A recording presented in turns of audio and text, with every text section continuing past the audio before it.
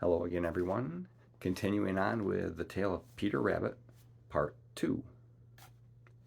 Now, we just left off where Peter had escaped Mr. McGregor, but he was soaking wet and very sad, and he didn't know what to do. After a time, Peter began to wander about, going lippity, lippity, not very fast, and looking all around.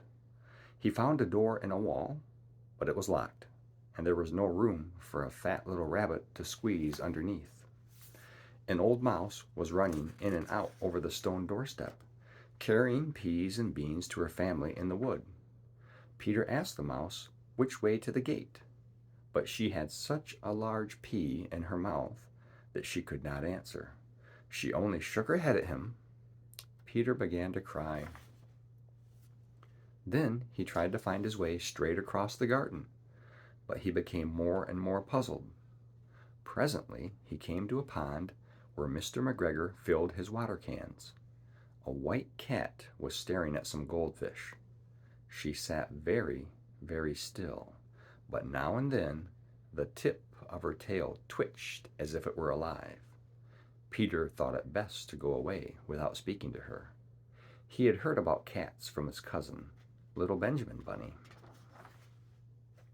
Peter went back toward the tool shed, but suddenly, quite close to him, he heard the noise of a hoe. Scritch, scratch, scratch, scritch. Peter scuttered underneath the bushes.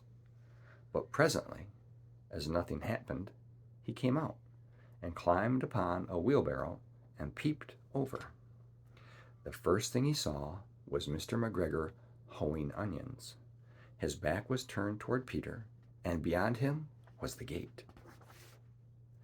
Peter got down very quietly off the wheelbarrow and started running as fast as he could go, along a straight walk behind some blackcurrant bushes. Mr. McGregor caught sight of him at the corner, but Peter did not care.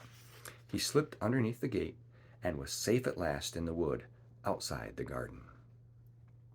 Mr. McGregor hung up the little jacket and the shoes for a scarecrow to frighten the blackbirds. Peter never stopped running or looked behind him until he got home to the big fir tree. He was so tired that he flopped down upon the nice soft sand on the floor of the rabbit hole and shut his eyes. His mother was busy cooking. She wondered what he had done with his clothes. It was the second little jacket and pair of shoes that Peter had lost in a fortnight. I am sorry to say that Peter was not very well during the evening. His mother put him to bed and made some chamomile tea, and she gave a dose of it to Peter, 1 tablespoonful to be taken at bedtime. But Flopsy, Mopsy, and Cottontail had bread and milk and blackberries for supper.